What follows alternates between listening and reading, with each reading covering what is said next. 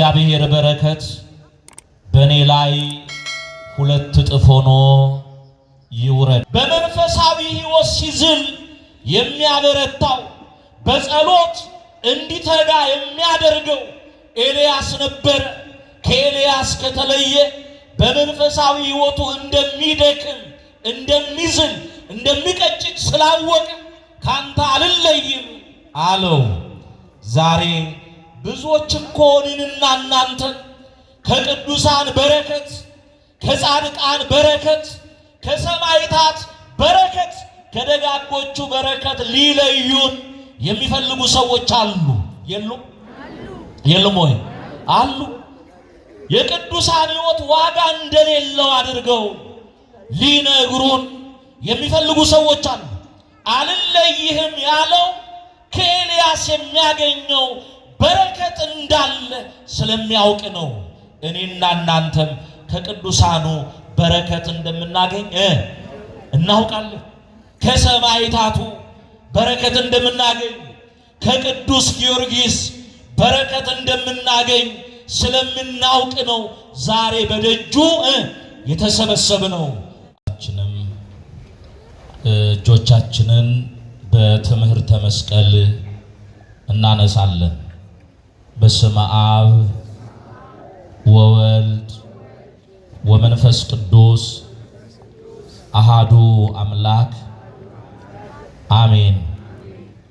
ክቡር አባታችን መልአከ ገነት ክብሩ ገብረ ጻድቅ የዚህ ታላቅ ደብር አስተዳዳሪ፣ መምህር ዘወንጌል፣ የደብሩ ስብከተ ወንጌል አራፊ፣ መጋቤ ሐዲስ ቀለመ ወርቅ፣ አበው ካህናት፣ ውሃው ዲያቆናት፣ እግዚአብሔር የሚወዳችሁ የእግዚአብሔር ቤተሰቦች ክርስቲያኖች፣ እስከ መቃብር ድረስ በወደደን በአንድ ልጁ በኢየሱስ ክርስቶስ ፍጹም ሰላም እንደምን ከረማችሁ? እንደምን ሰነበታችሁ? እንደምን ቆያችሁ?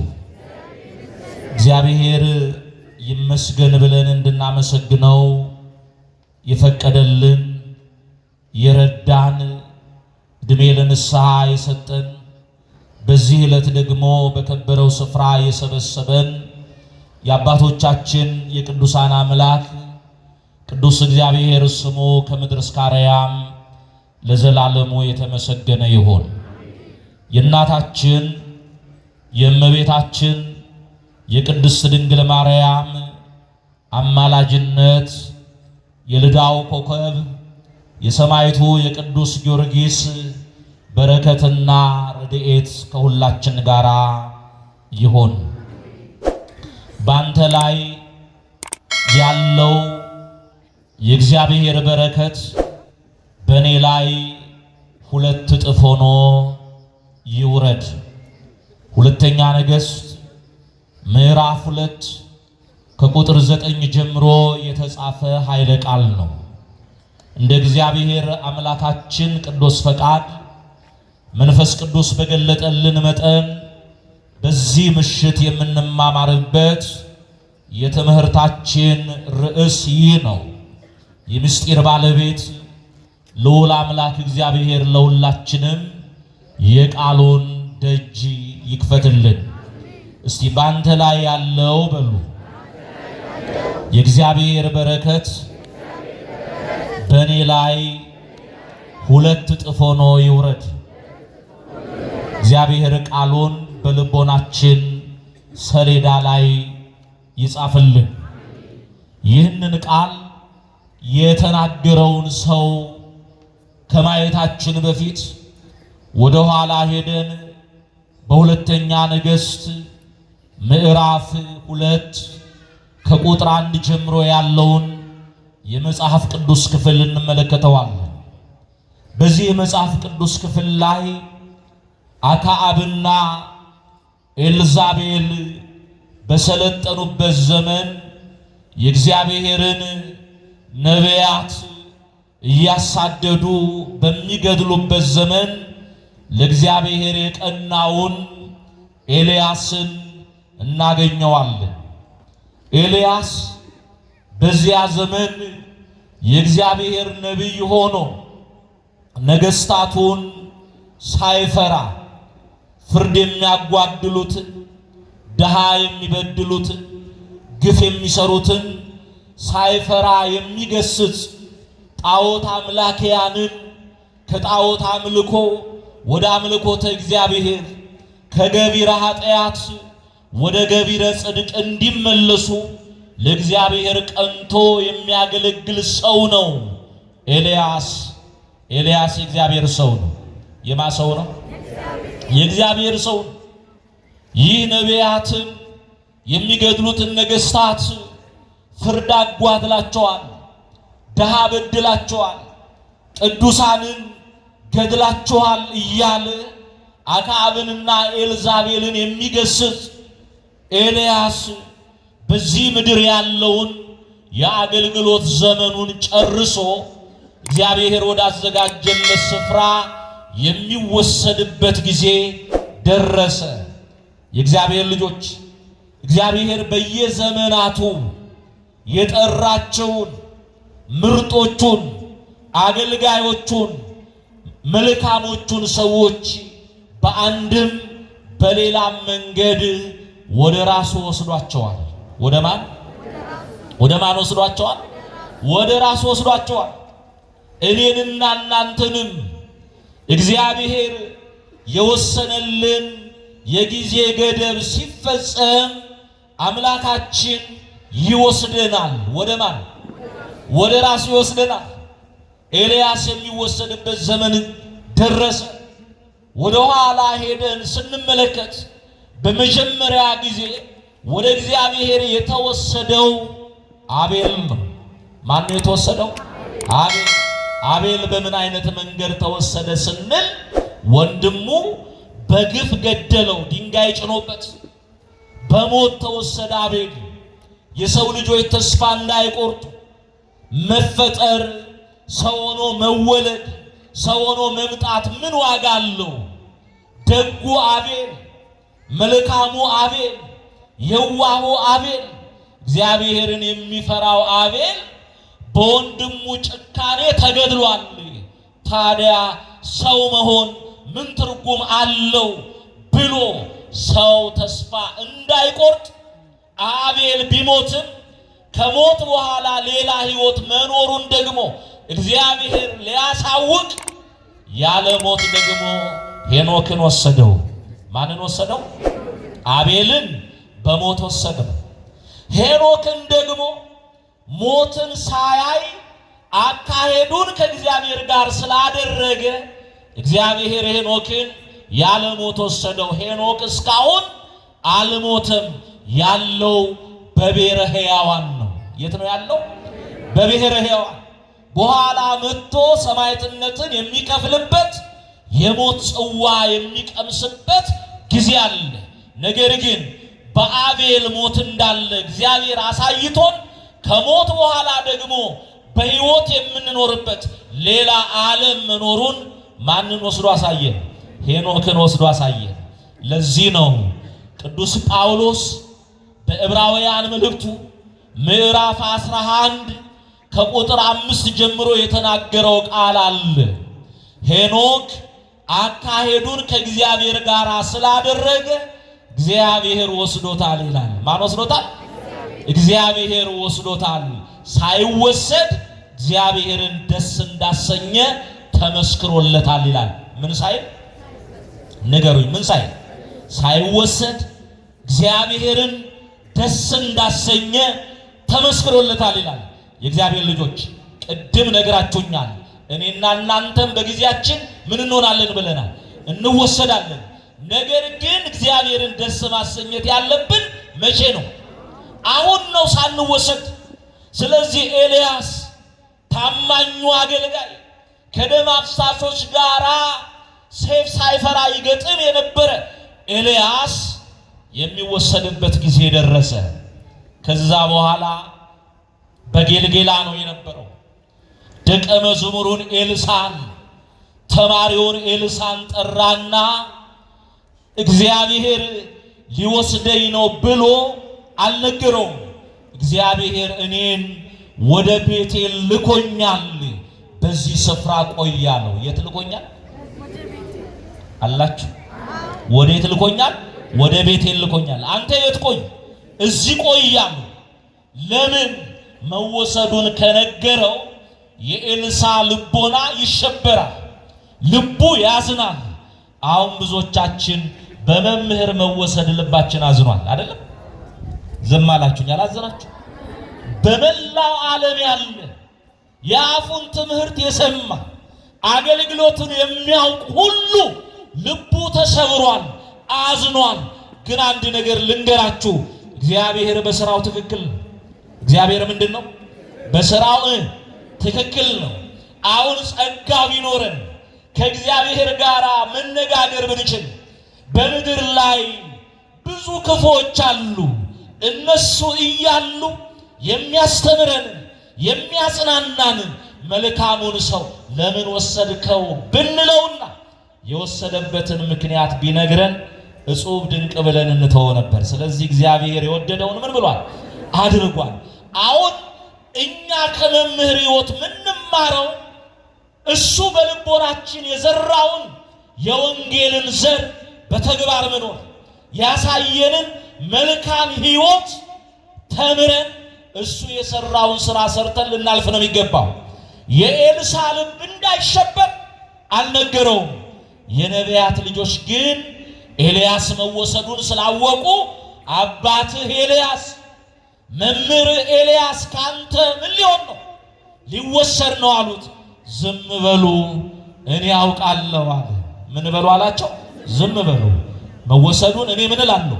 አውቃለሁ አለና አንተ እዚህ ቆይ ሲለው አይ አልቆይም አባቴ ኤልያስ፣ በሕያው ነፍሴ እምላለሁ ካንተ አልለይም ብሎት ከጌልጌላ ወደ ቤቴል አብሮት ተጓዘ። ቤቴል ሲደርሱ አሁንም ኤልያስ እንዲህ አለው፣ እኔን እግዚአብሔር ወደ ኢያሪኮ ልኮኛልና አንተ በዚህ ስፍራ ቆያለሁ። አሁንም ኤልሳ ሕያው እግዚአብሔርን በሕያው ነፍሴ እምላለሁ እኔ ካንተ አልለይም ብሎት አብሮት እስከ ኢያሪኮ ተጓዘ። ኢያሪኮ ሲደርስ እንደማይለየው እንደማይተው ባወቀ ጊዜ አሁንም ለሶስተኛ ጊዜ እንዲህ አለው፣ እግዚአብሔር እኔን ወደ ዮርዳኖስ ልኮኛልና በዚህ ስፍራ ቆያለሁ። ለሶስተኛ ጊዜ ኤልሳ እንዲህ አለ፣ መምህር ሕያው እግዚአብሔርን በሕያው ነፍሴ እምላለሁ እኔ ካንተ አልለይም አለ። እስቲ አብረን እንበል። ለምን ይሆን ያለው? ያንን እናያለን። ሕያው እግዚአብሔርን በሉ በሕያው ነፍሴ እምላለሁ ካንተ አልለይም። አሁን ኤልሳ ነው እኔ ካንተ አልለይም ብሎ ኤልያስን የሙጥኝ ያለው። ለምን ይሆን አልለይህም ያለው? መንፈሳዊውን ነገር የሚነግረው የእግዚአብሔርን ነገር የሚያስተምረው ኤልያስ ነው። ከኤልያስ ከተለየ የሚያስተምረው ስለሌለ ካንተ ምን አልልም። በጎውን ነገር መልካሙን ነገር የማገኘው ካንተ ነው። አንተን ካጣው መልካሙን ነገር አላገኝምና ካንተ ምን አልልም አልለይም። እንደገና በመንፈሳዊ ሕይወት ሲዝል የሚያበረታው በጸሎት እንዲተጋ የሚያደርገው ኤልያስ ነበረ። ከኤልያስ ከተለየ በመንፈሳዊ ሕይወቱ እንደሚደክም እንደሚዝል እንደሚቀጭጭ ስላወቀ ካንተ አልለይም አለው። ዛሬ ብዙዎች እኮ እኔንና እናንተን ከቅዱሳን በረከት ከጻድቃን በረከት ከሰማዕታት በረከት ከደጋጎቹ በረከት ሊለዩን የሚፈልጉ ሰዎች አሉ። የሉም? የሉም ወይ? አሉ። የቅዱሳን ሕይወት ዋጋ እንደሌለው አድርገው ሊነግሩን የሚፈልጉ ሰዎች አሉ። አልለይህም ያለው ከኤልያስ የሚያገኘው በረከት እንዳለ ስለሚያውቅ ነው። እኔና እናንተም ከቅዱሳኑ በረከት እንደምናገኝ እናውቃለን። ከሰማዕታቱ በረከት እንደምናገኝ፣ ከቅዱስ ጊዮርጊስ በረከት እንደምናገኝ ስለምናውቅ ነው ዛሬ በደጁ የተሰበሰብነው። በረከት በጻድቃን ላይ አለ። በማን ላይ አለ? በጻድቃን ላይ የማን ጸጋ አለ? የእግዚአብሔር ጸጋ አለ። በጻድቃን ላይ የማን በረከት አለ? የእግዚአብሔር በረከት አለ። ስለዚህ ያንን በረከት እንዳያጣ እኔ ካንተ አልለይም አለ። ትዝ አይላችሁ? መንገደኞች ሁሉ ወደ አብርሃም ቤት እየገቡ በአብርሃም ቤት ይስተናገዱ ነበር።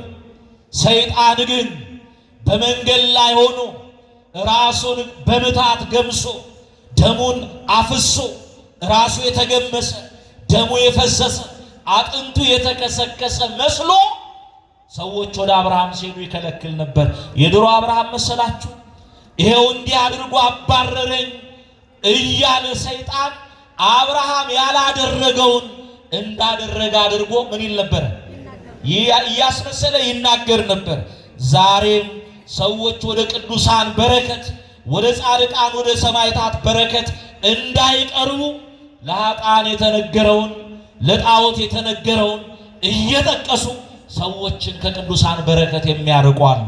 እኔና እናንተ ግን የእግዚአብሔር በረከት በጻድቃን ላይ እንዳለ እናምናለን። በረከታቸው ይደርብን። አልለይህም ብሎ በሕያው እግዚአብሔርና በነፍሱ ማለት እንዳልተወው ባወቀ ጊዜ ይዞት ዮርዳኖስን ለመሻገር ፈለገ። አብረው እየተጓዙ ወደ ማዶ ሊሻገሩ ሲሉ ውሃው ሞልቶ ያነገንጋል። መሻገሪያ የለም፣ ማለፊያ የለም። የዛን ጊዜ ኤልያስ የለበሰውን መጎናጸፊያውን አንስቶ አምላኩን ጠራና በፊቱ የሚያረገርገውን ውሃውን መታው። የዛን ጊዜ ውሃው ለሁለት ወለል ብሎ ተከፈለና በግራና በቀኝ እንደ ግድግዳ ቆመ። መሃሉ መንገድ ሆነ። ሁለቱም ወደ ማዶ ተሻገሩ። ዛሬም በሕይወታችን ልንሻገረው ያልቻልነው በፊታችን ላይ የተጋረደ በፊታችን ላይ ያለ ብዙ መከራ ይኖራል። የቅዱስ ጊዮርጊስ አምላክ መከራውን ያሻግረን፣ አይከፈልበትም። አሜን በሉ። አሁን ተመልከቱ።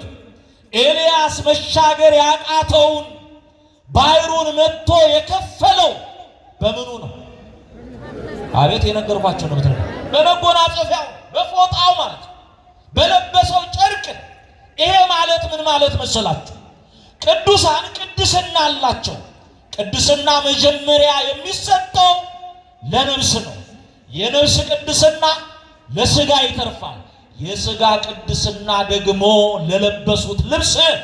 ስለዚህ መጎናጸፊያው አይደለም የከፈለው፣ በመጎናጸፊያው ላይ የነበረው የእግዚአብሔር ኃይል ባሕሩን ለሁለት ምን አደረገው? ከፈለው። ወደ ማዶ ተሻገሩ። የዛን ጊዜ ቁርጡን ነገረው ኤልያስ ለኤልሳ። እግዚአብሔር እኔን ካንተ ለይቶ ምን ሊለኝ ነው? ሊወስደኝ ነው። ከመወሰዴ በፊት ከኔ የምትሻው ነገር ካለ ለምነኝ፣ ጠይቀኛል። አሁን ተመልከቱ የእግዚአብሔር ልጆች፣ ኤልያስ ወርቅና ብር በእጁ አልያዘም። የያዘው ሀብት የያዘው ኮረጆ አልነበረ። የነበረው የለበሰው መጎናጸፊያ ብቻ ነው። ትዝ አይላችሁ? የሐዋርያት ሥራ ምዕራፍ 3 ላይ ቅዱስ ጴጥሮስና ቅዱስ ዮሐንስ በ9 ሰዓት ሊጸልዩ ወደ መቅደስ ወጡ ይላል። ወዴት ወጡ?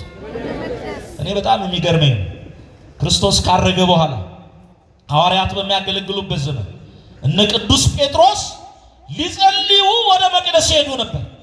አሁን እኔና እናንተ ልንጸልይ ልንማር በመቅደሱ ተሰብስበናል። ወንጌል ተሸክመናል ሚሉ አንዳንድ ሰዎች ወንጌሉን ይዘው በአዲስ ኪዳን መቅደስ የለም፣ መቅደስ እኛ ብቻ ነን ሚሉ ሰዎች አሉ። ቅዱስ ጴጥሮስና ቅዱስ ዮሐንስ ሊጸልዩ ወዴት ወጡ?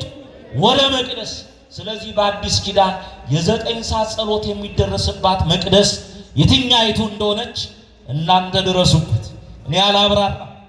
ከዛ በኋላ በመቅደሱ ዳር ደግሞ ሊጸልዩ ከሚገቡትና ከሚወጡት የሳንቲም ድቃቂ፣ የልብስ ላቂ፣ የእንጀራ ቁራሽ የሚለምኑ ምስኪኖች ነበሩ። ከእናቱ ማኅፀን ጀምሮ ሽባ የነበረው ሰው ቅዱስ ጴጥሮስንና ቅዱስ ዮሐንስን ለመናቸው። የለመነው ገንዘብ ነው፣ የለመነው ልብስ ነው፣ የለመነው እንጀራ ነው። ግን ቅዱስ ጴጥሮስ እንዲህ አለው፣ አስተውሎ እግዚአብሔር ልጆች፣ እንዲህ አለው፣ ላንተ የምንሰጥ ምንም ነገር የለም ይላል። የሐዋርያት ሥራ ምዕራፍ 3 ናት። ላንተ የምንሰጥ ምንም ነገር የለንም ይልና የሚቀጥለው ቃል ነገር ግን ያለንን እንሰጣለን ይላል። ተቃራኒ ይመስላል አይደል? ምንሰጥህ ምንም ነገር የለንም፣ ነገር ግን ያለንን ደግሞ እንሰጥሃለን ይላል። የምንሰጥህ የለንም ማለቱ አንተ የምትሻውን ብርና ወርቅ በኪሳችን አልያዝንም፣ ትርፍ ልብስ አልያዝንም፣ የእንጀራ ቁራሽ አልያዝንም። ስለዚህ አንተ የምትሻውን ልንሰጥህ አንችልም፣ የለንም፣ ነገር ግን ያለንን እንሰጥሃለን።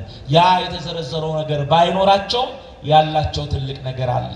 ነገር ግን ያንን እንድንሰጥ ወደኛ ትኩር ብለህ ተመልከት አለው ቅዱስ ጴጥሮስ። ይሄ እኮ በአዲስ ኪዳን በሐዋርያት ሥራ በምዕራፍ 3 ላይ የተጠቀሰ ቃል ነው የምነግራችሁ። ወደኛ ትኩር ብለህ አለ ቅዱስ ጴጥሮስ፣ ወደሱና ወደ ዮሐንስ ማለት ነው። አሁን አንዳንድ ሰዎች እንዲህ ይሉናል፣ ዝም ብላችሁ ወደ ቀራንዮ ኢየሱስን ብቻ እዩት ይሉናል። ክፋት የለውም። ወደ ቀራንዮ እሱን ብቻ ብናይ፣ ግን ወደ ቀራንዮ ስንመለከት እሱን ብቻ ነው የምናየው? እስቲ ንገሩኝ፣ እሱን ብቻ ነው ወይ? አይደለም። በእግረ መስቀሉ ቅዱስ ዮሐንስን እመቤታችን ድንግል ማርያምን ለንስሐ የበቃውን በቀኝ በኩል ያለውን ቅሩን ወንበዴ አይደለም? አዎ፣ ለጽድቅ የበቃውን ኧረ ብንዘረዝር ሌሎች ደግሞ ደሙን በጽዋ የሚቀበሉ ቅዱሳን ሁሉ አሉ። ሁሉም አሉ፣ መላእክቱም አሉ፣ ቅዱሳኑም አሉ፣ እመቤታችንም አለች። አሁን ቅዱስ ጴጥሮስ ወደኛ እያለ ምን ማለት መሰላችሁ? ቅዱሳኑን ስናይ በቅዱሳኑ ሕይወት ነው ክርስቶስን የምናየው። ማንን የምናየው? አንድ እውነት ልንገራችሁ። ኢየሱስ ክርስቶስ ወንጌልን ያስተማረው በእስራኤል አውራጃዎች ብቻ ነው። 3 ዓመት ከ3 ወር ሊቃውንቱ አሉ፣ አዲስ ኪዳንን የሚተረጉም የአዲስ ኪዳን መምህራን አሉ። ከእኔ በተሻለ መልኩ የሚተረጉሙ መምህራን በአውደ ምሕረቱ አሉ። 3 ዓመት ከ3 ወር በእስራኤል አውራጃዎች ነው ወንጌልን ያስተማረው። ለዓለም ክርስቶስን ያስተዋወቁት እነማን ናቸው? ቅዱሳን ናቸው፣ ሐዋርያት ናቸው።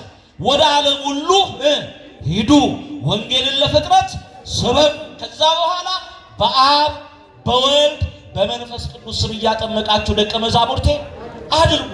እናንተን የሚቀበል እኔን ይቀበላል፣ እኔን የሚቀበል ደግሞ የላከኝን ይቀበላል። ስለዚህ ቅዱሳንን መቀበል ማንን መቀበል ነው? አቤት፣ ክርስቶስን መቀበል ነው።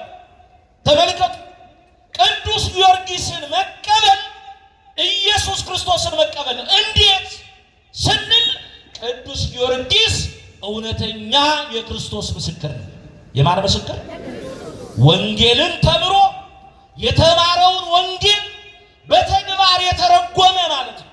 አሁን አንዳንድ ሰዎች ገድልን ይቃወማሉ፣ ትምህርቱ እንዳይሰፋብን። እግዚአብሔር ከሁላችን ጋር ይሁን። ገድልን ይቃወማሉ አይደል? አሁን የቅዱስ ጊዮርጊስን ገድልን ስንተርክላቸው ይቃወማሉ። ግን ምን መሰላችሁ?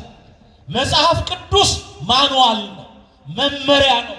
ጹሙ ይላል፣ ጸልዩ ይላል። ስጋን የሚገድሉትን ምን አትበሉ፣ አትፍሩ።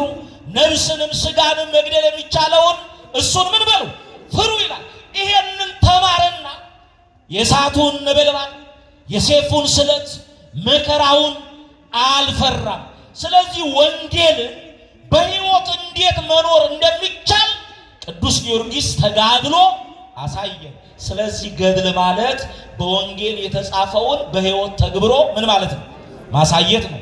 አሁን የጠቀስኩላችሁ ስለ ቅዱስ ጴጥሮስና ስለ ቅዱስ ዮሐንስ የትኛው የመጽሐፍ ክፍል ነው? አቤት የሐዋርያት ሥራ ማለት የሐዋርያት ተጋድሎ ማለት ነው፣ ወይም ገድለ ሐዋርያት ማለት ሌላ አይደለም። ወደኛ ተመልከት አለው። እንዳትረሱ ወደ ተመልከት ከቃሉ ጋር ናቸው። የሚመጡት ይምጡ፣ መስቀል ይሳለሙ፣ ይቀመጡ። እናንተ ግን ወደ ቃሉ። እግዚአብሔር ከሁላችን ጋር አይሆን። ለምን እያስተማርኩ አያቸዋለሁ። ሁላችሁም አይን ወደዛ። እግዚአብሔር ከሁላችን ጋር አይሆን። ወደኛ ምን በል ተመልከት ነው ያለው ቅዱስ ጴጥሮስ። እዚህ ጋር እናቆምና እንደገና ወደ ኤልያስና ኤልሳ እንሂድ። እግዚአብሔር እኔ ካንተ ሊወስድ ነው፣ ምትሻውን ለምነኝ አለው። ምንም ነገር የለውም ብያቸዋለሁ። እዛ ጋም ቅዱስ ጴጥሮስና ቅዱስ ዮሐንስ ምንም ነገር የላቸውም፣ ግን ያለንን ምን እንልሃለን። ስለዚህ ኤልያስን ለኤልሳ ምንም የሚሰጠው ብርና ወርቅ ባይኖርም ያለውን ሊሰጠው ለምነኝ አለው። አቤት እኔና እናንተ አሁን ከኤልያስ ጋር ሆነ ኤልያስ የሚወሰድበት ሰዓት ደርሶ ለምኑኝ ልስጣችሁ ምን ትፈልጋላችሁ ብሎ ቢጠይቀን እርግጠኛ ነኝ የብዙዎቻችን ልመና ከሰማይ በታች የሆነ ነገር ኃላፊና ጠፊ የሆነ ነገር ነው። የታመመ ጤና፣ ስራ ያጣ ስራ፣ ትዳር የሌለው ትዳር፣ ብዙ ማለት ይቻላል። ይሄን ነው የምንለምነው። ግን ኤልያስ ለምነኝ ሲለው ኤልሳ እንዲህ አለ፣ አባቴ ኤልያስ ባንተ ላይ ያለው የእግዚአብሔር በረከት፣ ባንተ ላይ ያለው የእግዚአብሔር ጸጋ፣ ባንተ ላይ ያለው የእግዚአብሔር መንፈስ በእኔ ላይ 2 እጥፍ ሆኖ እንዲወርድ ይሄንን እለምንሃለሁ አለው። የቅዱሳኑ በረከት በእኛ ላይ እጥፍ ሆኖ ይወረድ። ያንተ በረከት በእኔ ላይ እጥፍ ሆኖ ይወረዳል። የሚገርማችሁ የኤልያስ መልስ እኔ ስወሰድ ካየህ ይለዋል። እኔ ስወሰድ ምን ካል? አሁን ካየህ ሲል ኤልሳን መጽሐፍ ቅዱስ ራሰ በረሃ ነው የሚለው እንጂ አይነ ስውር ነው አይደል።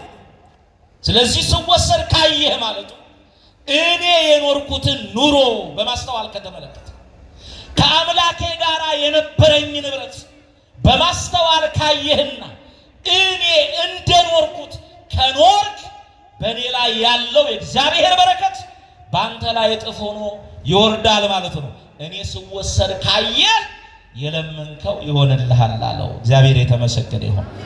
እኔና እናንተም ዛሬ ልንል የሚገባን እግዚአብሔር ሆይ ወልደ ሰማዕትን መምህሩን ለምን ወሰድከው አይደለም፣ እሱን እንዳጸናኸው በሃይማኖት እኛንም እስከ መጨረሻው ምን በለን አጽናን።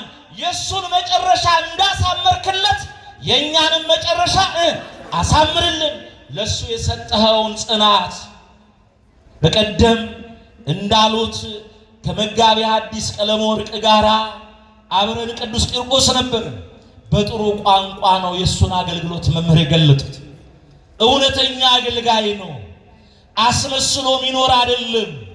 ፍርድ ከተጓደለ በአውደ ምሕረቱ ላይ ቆሞ ልክ እንደ ኤልያስ ልክ እንደ መጥምቁ ዮሐንስ ፍርድ ተጓድሏል ይላል አይልም? አልሰማችሁም? በዚያ አውደ ምሕረት ቆሞ ሲያስተምር ፍርድ ተጓድሏል፣ ድሃ ተበድሏል፣ ግፍ ተሰርቷል እያለ የሚመሰክር እውነተኛ ሐዋርያ ነው። እውነተኛ ወንጌላዊ ነው። እግዚአብሔር ሊያስተምረን እሱን ወሰደ። በሕይወት ዘመኑ አስተምሮ አልሰማ ስላልን በሞቱ ደግሞ ምን አለን?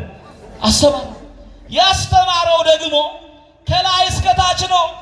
ከሊቃነ ጳጳሳቱ ከላይ ጀምሮ ታች እስካለ ነው አስተማረን። እስቲ ምዕመናን ከሱ ሕይወት ምን ተማራችሁ? ዛሬ እኮ አባቶቹን የሚሳደብ ጳጳሳትን የሚረግም ካህናትን የሚወቅስ እረ እድል ቢሰጠው ለአገልጋዮች ንስሐ ልስጥ የሚል ክፉ ትውልድ የተነሳበት ዘመን። እውነት አሰብ ዛሬ አባት የለንም እያለ በሚዲያ ላይ የሚጮህ እኮ ኦርቶዶክሳዊ ነኝ የሚል ብዙ አለ። በረከት የራቀን የእግዚአብሔር ልጆች ክብር ለሚገባው ክብር ስላልሰጠን በአምላካችን የፍርድ ወንበር ተቀምጠን የምንወደውን የምናጸድቅ የጠላነውን የምንኮንን ሆነናል። ማን ነው እኛን ኮናኝ ያደረገን? ማን ነው እኛን አጽዳቂ ያደረገን? የሚኮንንም የሚያጸድቅ ማን ነው? ስለዚህ ምን አገልጋይ አለ? ምን አባት አለ? ምን አስተማሪ አለ ስንል እረ እናንተ የማታውቁት እኔ የማውቀው በአገልግሎትም በሕይወትም የሚኖር አለ አለና ክፎቹን እኛን አስቀርቶ ደጉን ማስተማሪያ ሊያደርገው ወሰደው። ክፉውን ቃኤልን አስቀምጦ ደጉን አቤልን እንደወሰደው ማለት ነው። ስለዚህ መምህር በሕይወቱ መስራት የሚገባውን ሰርቶ አልፏል። የሱን መታሰቢያ ስናደርግ ስንዘክረው ያስተማረንን ትምህርት በሕይወት ልንተገብር እሱን እንዳጸናው እንዲያጸናን እሱን የእውነት ምስክር እንዳደረገው የእውነት ምስክሮች ልንሆን ይገባው። ሌላው ከመምህር ሕይወት ምንድነው የምንማረው? ለራሱ ቤት አልሰራ። ቤት መስሪያ ገንዘብ ሳይኖረው ቀርቶ አይደለም።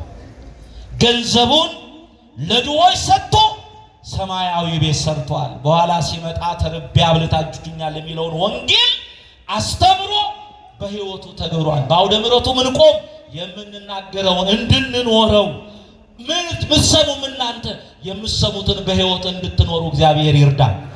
ሰማያዊ ቤቱን የሰራው ለድሆች ነው ቸርነት ያደረገው። ለድሃ ቸርነት የሚያደርግ ለእግዚአብሔር ማበደሩን ስላወቀ በከተማ ኖሮ ዓለምን የናቀ መምህር የነበረው ለወንጌል የሚፋጠንበት መኪና ብቻ ነው የነበረው። መኪና ብቻ ነው የነበረው። ሌላውን ግን በጎ ሰርቶበት አልፏል። በዓለም ላይ ያለው ስልጣን አላጓጓውም፣ ገንዘብ አላጓጓውም። ዛሬ እኮ እኛ የስልጣን የገንዘብ የሀብት የቤት የመኪና እሽቅድድም ይዘናል አይደል እንዴ? የስልጣን እሽቅድድም ይዘናል። ግን አንድ ነገር ልንገራችሁ፣ ሁሉን ትተን በስጋ ወደ መቃብር እንወርዳለን አላችሁ። እውነት ነው። ብታጠፍልኝ ጥሩ ነው። አይኔ ላይ ያበቃ። እግዚአብሔር ከሁላችን ጋር ይሁን። ይሄንን ዓለሙ ኃላፊ መሆኑ ንብረቱ ኃላፊ መሆኑ አውቀን እንዘጋጅ። የእግዚአብሔር ልጆች እኔና እናንተ መንገደኞች ነን። ምንድነን? መቃብርን የሚያህል ቁልቁለት በስጋ እንጓዛለን። ሰማይን የሚያህል አቀበት ደግሞ በአካለ ነፍስ እንጓዛለን። ስለዚህ ሞት ሊያስፈራን፣ ሞት ሊያሳዝነን፣ ሞት ሊያስጨንቀን አይገባም። መፍራት መጨነቅ ያለብን ኃጢአት ስንሰራ ነው። ሞትን አትፍሩ፣ ኃጢአትን ግን ምን በሉ ፍሩ ተብሏል። ስለዚህ እኛም ልክ እንደ ኤልሳ ባንተ ላይ ያለው እግዚአብሔር በረከት በእኔ ላይ እጥፍ ሆኖ ይውረድ ብሎ ከመምህሩ እንደለመነ እኔና እናንተ መለመን ያለብን የመምህራችንን በረከት ለኛ ምን በለን ስጠን። እንደሱ በምግባርና በሃይማኖት ምን በለን አጽናን፣ አኑረን ልንል ይገባል። እግዚአብሔር ያጽናን። ተመልከቱ፣ ባንተ ላይ ያለው እግዚአብሔር በረከት በእኔ ላይ 2 እጥፍ ሆኖ ይውረዳል። ታላቅ ነገር ለምንሃል ነው ያለው። ምን ለምንሃል? አያችሁ፣ ኤልሳ የገባው ሰው የለመነው እግዚአብሔርን በረከት ነው። እኔና እናንተም ወደ ቤቱ ስንመጣ ጤና ለምንን ስንሄድ ጤና ስናገኝ ሌላ የሚጎለን ነገር አለ። ስለዚህ ወደ እግዚአብሔር ፊት ስንቀርብ በረከቱን እንለምን። ምኑን? ጠቢቡ ሰሎሞን የእግዚአብሔር በረከት ባለጠጋ ታደርጋለች ይችላል። መጽሐፈ ምሳሌ ምዕራፍ 10 ቁጥር 22 ላይ የእግዚአብሔር በረከት ባለጠጋ ታደርጋለች። ስለዚህ የእግዚአብሔርን በረከት ነው የለመነው። ስወሰድ ካየህ ይሆንልሃል አለ። ካሰዋል ካለ ወዲያውኑ ሲነጋገሩ የእሳት ሰረገሎች ከሰማይ እየነጎዱ መጡ። ኤልያስ በሰረገላ ተነጥቆ ተወሰደ። ኤልሳ እጆቹን ወደ ሰማይ አንስቶ አባቴ ኤልያስ ብሎ ተጣራ።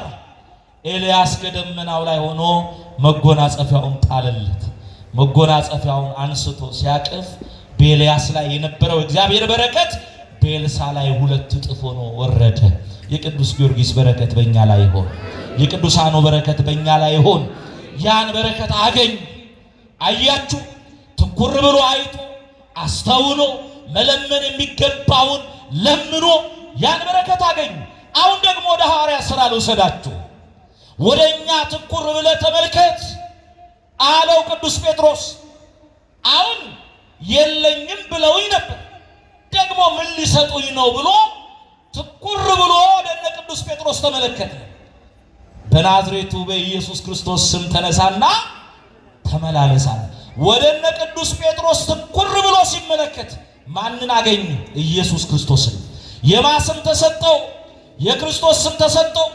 እኔና እናንተ ወደ ቅዱሳኑ፣ ወደ ጻድቃኑ፣ ወደ ሰማዕታቱ ስንመለከት በእነሱ ሕይወት ውስጥ የምናየው እነሱን ያጸናቸውና የመረጣቸውን ለክብር ያበቃቸውን አምላካቸውን። ለዚህ ወደኛ ተመልከት። አየ በናዝሬቱ በኢየሱስ ክርስቶስ ስም ተነሳና ተመላለስ። ያ ሽባ የነበረው ሰው ቁርጭምጭሚቱ ጸናለት፣ ቀጥ ብሎ ቆመ።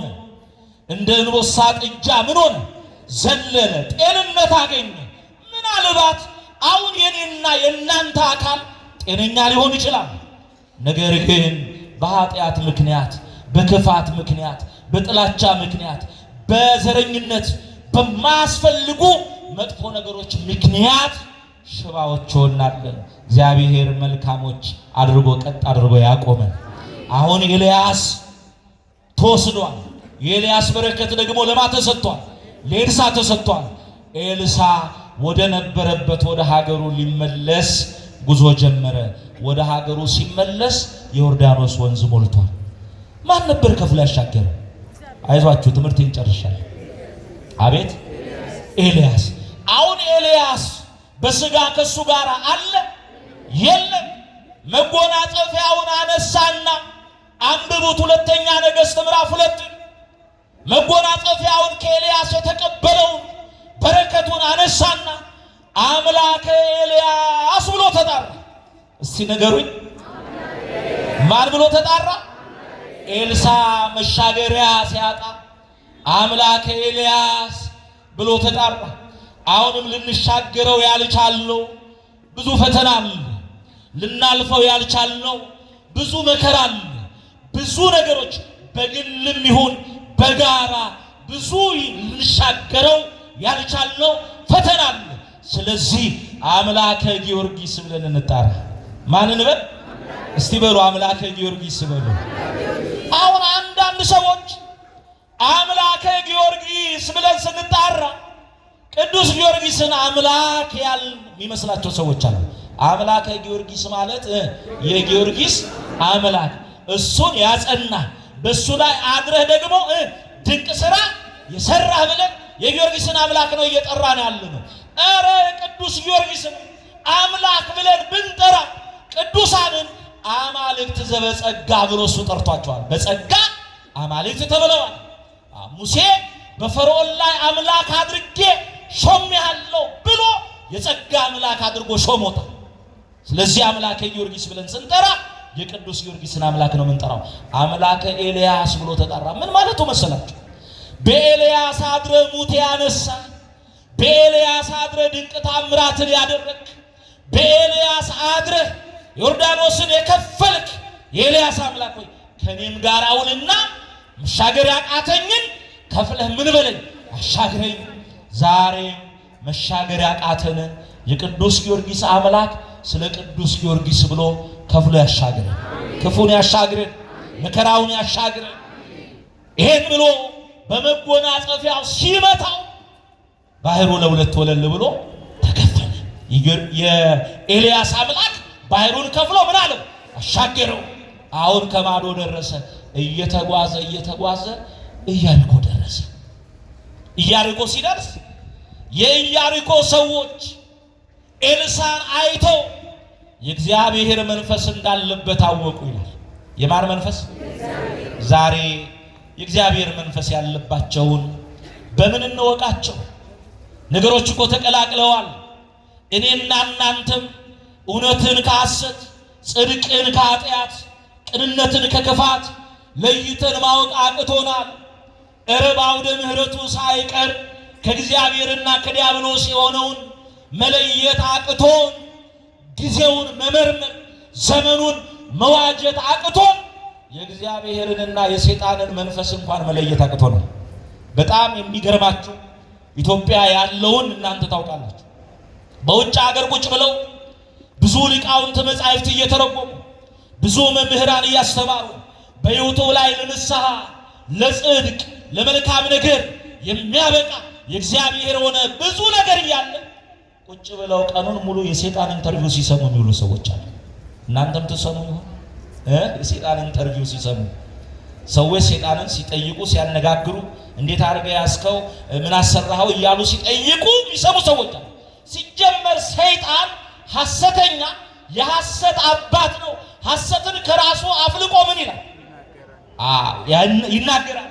ስለዚህ የእግዚአብሔርንና የዲያብሎስን ለይተን ልናውቅ ይገባል። ለይተን እንዳናውቅ መንፈሳዊ የሚመስሉ የጽድቅ ሐዋርያ የሚመስሉ እውነተኞች የሚመስሉ የበዙበት ዘመን ነው።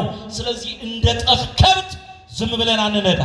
እንደ ወልደ ሰማዕት አይነት ጽድቅን ከኃጢአት ብርሃንን ከጨለማ እውነትን ከሐሰት ለይተው ለንስሐ ለሥጋ ወደሙ ለመልካም የሚያበቁትን እንድንሰማ እግዚአብሔር ሁላችንንም ይርዳን።